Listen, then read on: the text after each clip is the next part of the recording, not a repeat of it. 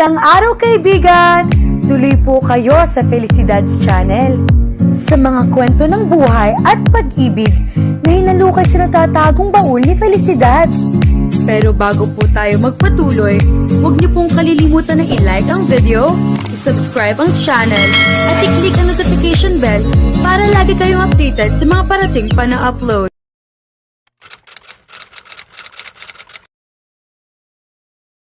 Nagising si Julian. Abot-abot ang hingal niya. Tulog pa rin sa tabi niya si Dave.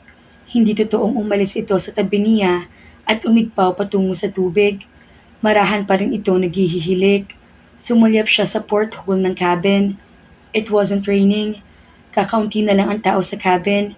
Most of them were speaking softly and politely. May iba pa kasing tulog na rin sa loob ng kwarto. Kung hindi dahil sa kalasingan, isa kapaguran siguro. She could hear jazz music softly playing outside. Paggising ni Dave, yayayain na niya itong umuwi.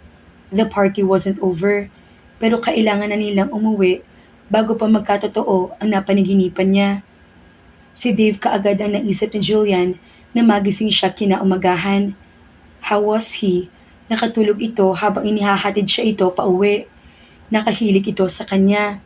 Siyempre, si Mang Rene ang nagmaneho para sa kanila. What she had was a very short sleep. 6:00 na siya ng umaga nakauwi. The party was over at 5 in the morning. Hindi pinayagan ni na Claire at Irene ang balak niyang maagang pag-uwi. Nakakahiya raw kay Charlotte. Mag-7 na nang makatulog siya. Sumulyap siya sa relo niya. Pasado 8:00 pa lang ng umaga. Bumilig siya ng higa at namaluktot. Tatangkain sana niyang matulog ulit pero nagbagong isip niya nang maalala ulit ang kanyang nobyo. Bumangon siya at kinuha ang cellphone niya na nakapatong sa bedside table niya. Tinawagan niya ang kanyang nobyo. Alam niya na sa bahay lang ito. Hindi ito umaalis sa tabi ng mama nito kapag linggo. Madalas, ay maghapong magkasamang nanonood ng pelikula ang mga ito at kung minsan ikasama siya. Ipinagluluto rin ni Dave ang mama nito kapag ganoong araw. Dave was a good cook. His mom fortunately liked her. Ang ayaw rin lang sa kanya nito ay ang trabaho niya. Nabanggit ni Dave sa kanya na hindi nagustuhan ng mama nito ang pagbabalik niya sa trabaho. Pinayuhan pa raw nito ang kanyang nobyo na kumbinsin siyang manatili na lang sa opisina nito. Luckily, he did not listen to his mom's advice. Did it follow that Dave loved her more than his mom? She didn't know, and she didn't want to know. She chuckled at the thought. Walang sumasagot sa cellphone ni Dave. Nawala sa isip niya na malamang nga pala ay tulog pa ito. Pareho silang puyat. Inihinto na niya ang pag-contact dito. Binitawan niya ang cellphone niya at muling nahiga. Tinangka ulit niya matulog. Sumasakit kasi ang ulo niya kapag kulang siya sa tulog. Pumikit na siya at saglit lang ay hinila na siya ng antok. Nagising siya sa pagtunog ng cellphone niya. Sumulyap siya sa relo. 2 oras na pala siya nakatulog. Pakiramdam niya, ikapipikit lang niya. Hinagilap niya ang cellphone niya. Si Dave ang tumatawag. Did I wake you up? Tanong nito nang sagutin niya. Hindi. Pagsisinungaling niya. Bakit napatawag ka? Ako sana magtatanong niyan. Kagigising ko lang. Magsasend sana ako ng morning greeting sa'yo. Nakita ko may miss call ka. Kukumustahin ko lang sana pakiramdam mo. I'm fine. Good to hear that. Hayaan mo, hindi na mauulit yon. Ang alin? Ang pagpipilit kong umattend tayo sa ganoong klase ng party. No, it's okay. It's not okay. You did not enjoy the party. I enjoyed it, honestly. Paano mangyayari yun? You vomited and slept the whole night. Before that vomiting and sleeping incident, I was enjoying the party. Nice people, delicious food, nice music, nice conversations. Ano pang hahanapin mo sa isang party na tulad nun? It's a perfect party. Nagsuka sa isang perfect party. And you weren't even drinking. Katwiran niya. And I apologize for that. Matagal na kasi nang huli ako makakita ng dagat. Tumawa ito ng mahina. Next time, I promise, hindi na ulit ako magkakaganoon. I'll be more tolerant of the sea. Willing ka ulit pumunta sa dagat? Why not? Talaga? Last night, I realized that the sea would not kill me unless I jump into the water without a life jacket or into a part where sharks abound. Pero pag nasa loob lang ako ng isang barko o yate o speedboat, hindi naman ako pakikialaman ng dagat. Dapat siguro mag-aral na ako lumangoy. Who knows? Baka tumaob yung yate kung saan idinaraos yung susunod na birthday party na dadaluhan ko. I can teach you how to swim. I'll be glad to be your student. You're trying to learn what? Gulat na tanong ni Julian kay Dave nang tawagan siya nito.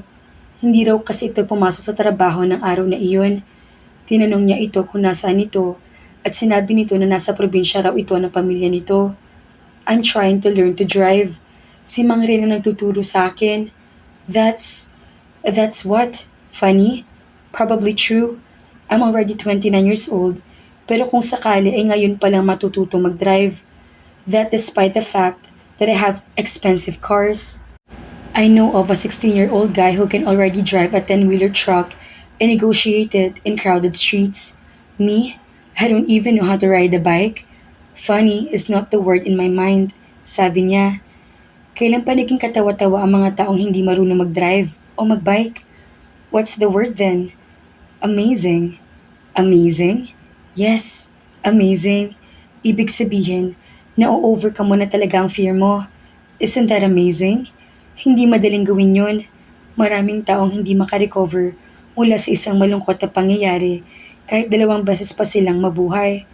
Tama lang pala na umatan tayo sa yacht party na yun. Mahahalikan ko sina Claire at Charlotte nito ng di oras.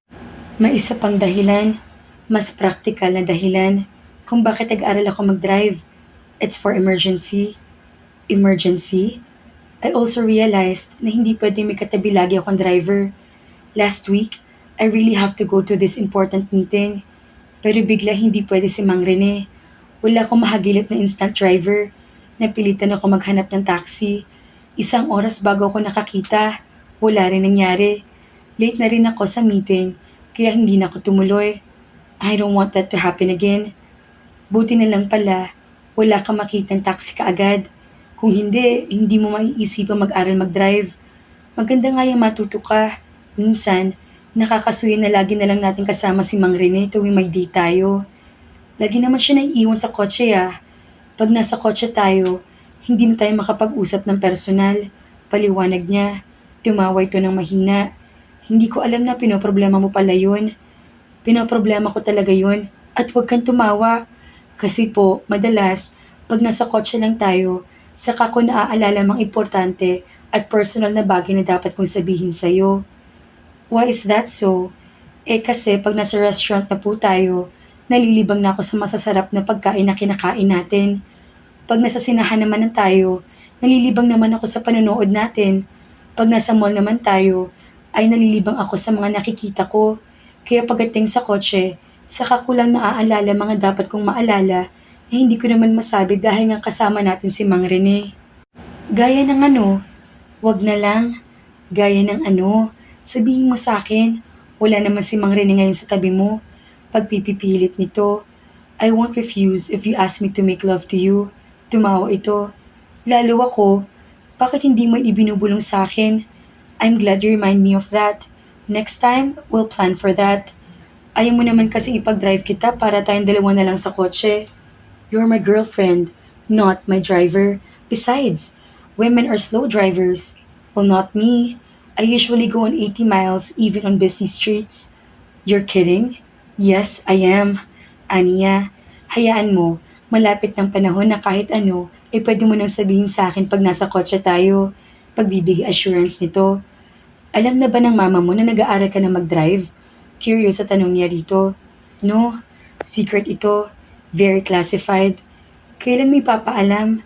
Pag na-realize na niya na ang mga nababangga lang naman ng mga drivers ay yung reckless at barumbado magmaneho. That's good news, Julian. Ani Claire, habang nasa paboritong coffee shop sila kasama si Irene. Nakakatawa naman talaga kasi nagaganda ng kotse niya. Tapos, hindi siya marunong mag-drive. Ano pinag-aaralan niyang i-drive? Manual? Automatic daw muna para madali siyang matuto. Saka na yung manual. Pain in the neck daw yung clutch. Anyway, halos lahat naman ng car niya ay automatic. Dave's really on his way to normalcy now. Paghalos sa usapan ni Irene. Susunod yan, magiging ordinaryo na rin ang pagsakay-sakay niya sa eroplano. He might even cruise on a luxury ship again. With you, of course. Probably on your honeymoon. That would be wonderful. Excited namang sabi niya. Dapat mo na talaga ikononsidera ang pagpapakasal sa kanya. Follow my advice. Do it aboard a yacht. I'm sure Dave won't mind. Bakit nga ba hindi pa niya yayain si Dave na magpakasal? They were both prepared for it now. This was the perfect time to do it. Wala na problema sa trabaho niya. Mukhang wala na ring problema si Dave sa nakaraan nito. Hindi magtatagal, ay pwede na sigurong ngitian na lang nito ang nangyayaring trahedya sa pamilya nito tuwing mapag-uusapan nila iyon. Hindi na nila kailangan maghintay pa ng mahigit 2 taon. Sa tingin niya, kahit kasal na sila ay hindi na siya patitigilin ni Dave sa trabaho niya. After my next trip, the moment my plane touches ground, I'll ask him to marry me. Isn't it Dave's job to propose? Tanong ni Claire. Oo nga pala, I won't ask him to marry me. Itatanong ko lang sa kanya kung ayaw pa niya magpakasal kami. Pareho lang yun. Di bali na. Basta ang mahalaga ay malaman niyang handa na ako magpakasal sa kanya. Siya ba kayo magpapakasal? Tanong ni Irene. Ngumiti siya. It will be the most memorable yacht wedding you will see. Ang eroplanong sinasakyan ni Julian ay dahan-dahang lumapag sa runway. Tinawagan niya si Dave pagbaba niya ng eroplano. Nandito na ako sa airport. Sunduin mo na ako. Okay, darating na ako sa loob ng 1 oras. Halika dito dali. May importante akong gustong sabihin sa'yo. At ano yun? Mamaya na lang. Sa kotse na lang natin pag-usapan. Aniya at nagpaalam na rito. Kaya naman, abangan natin ang susunod na kabanata.